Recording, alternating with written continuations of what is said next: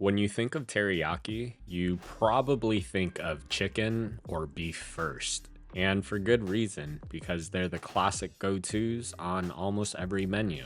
But personally, I've always had a soft spot for pork teriyaki. It's such an underrated dish that hits every time. The pork shoulder in this recipe is rich with marbling, giving us a juicy and flavorful cut of meat that just takes on the flavors of teriyaki so beautifully. So do me a favor and make sure you like, comment, share, and save this video. Alright y'all, remember to wash your hands. Now the first thing we'll do is cut up our pork shoulder. And this has been sitting in the freezer for a few hours, as this will help firm up the pork, making it easier to slice evenly. Now just make sure you're using a sharp knife, and we'll just cut the pork against the grain into slices about 1/4 inch thick.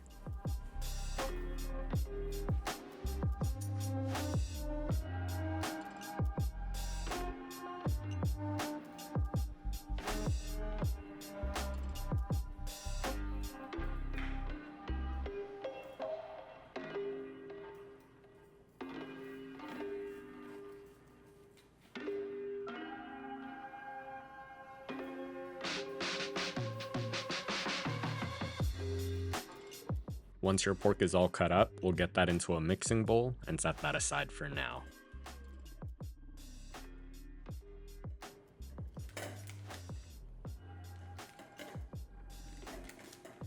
Next up, let's make our teriyaki sauce, which will also be used for our marinade. To a small pot on medium-low heat, we'll add in a cup of soy sauce, half a cup of white sugar, 1 tablespoon of mirin,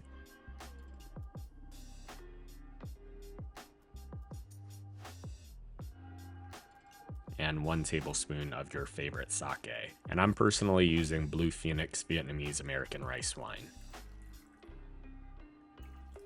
To that, I'm gonna grate in a tablespoon of garlic and another tablespoon of ginger.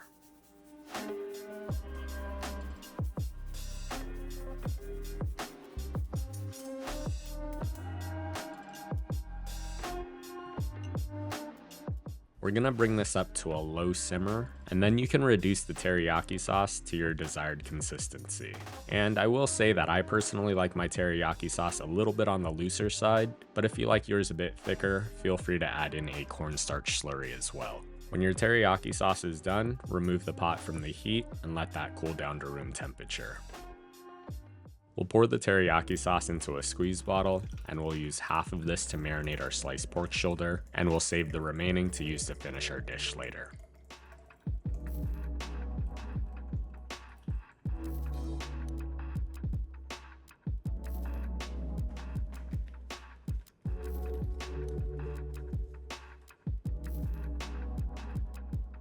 We'll get our teriyaki sauce over the pork, and we'll give that a good mix.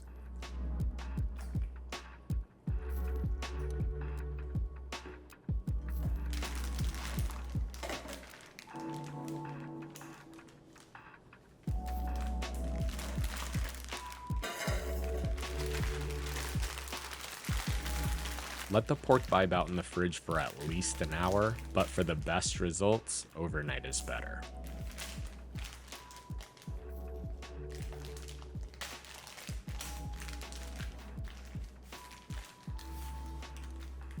Now, it's the next day, and you're just gonna have to trust me when I say that it is. And before we grill our pork, I'm gonna quickly prep some veggies that will serve alongside our pork. Now, I will say that my favorite side is a little iceberg salad, but instead, today we're going to saute some veggies instead. So taking a head of cabbage, we'll remove some of the outer layers first, and then we'll cut that into quarters. Remove the core, and then cut the cabbage into bite-sized pieces.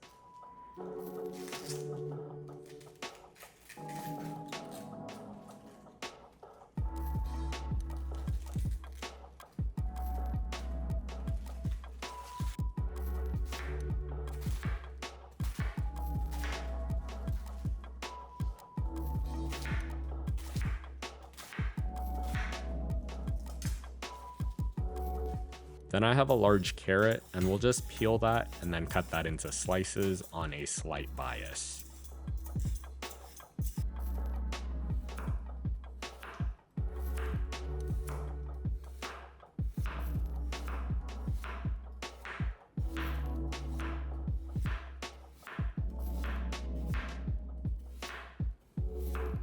And you already know, anytime we have carrots, we have to pay the carrot tax. And if you like this recipe and you want to learn how to make more of your favorite dishes, make sure you subscribe and turn on your notifications to stay up to date on all my latest posts.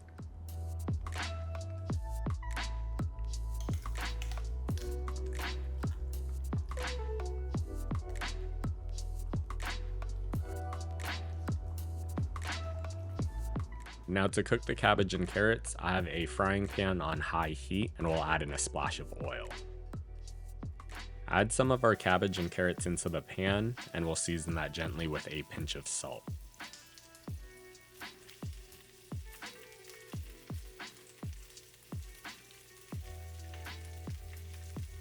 We're gonna leave the veg alone for a minute or two. This is going to char our veggies and give it that slightly smoky wok flavor you'd get if you were cooking in a wok. Give that a toss and then cook that for another minute or so, and then we'll set that aside.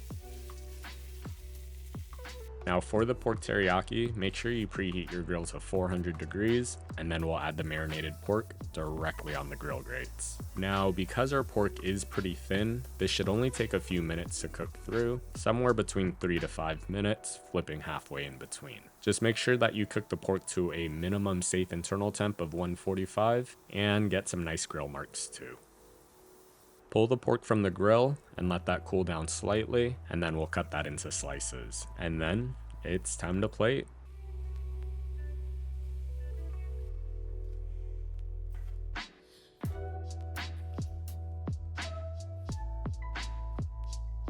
Now to a small bowl, I'm gonna pack in some white rice and we'll flip that onto our serving plate.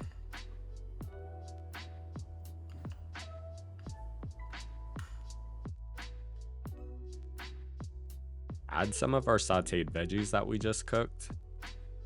And of course, our pork teriyaki.